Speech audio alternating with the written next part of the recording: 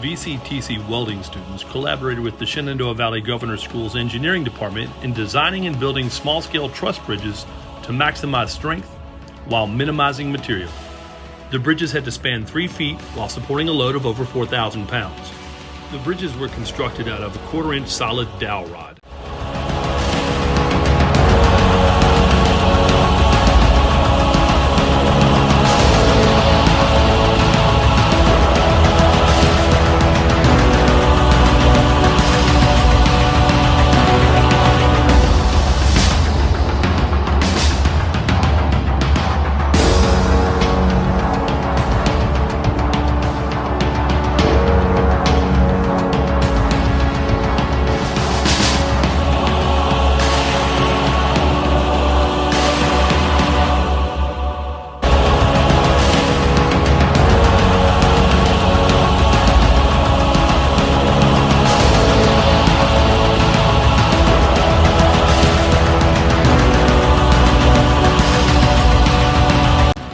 Test, dropping 2 tons quickly.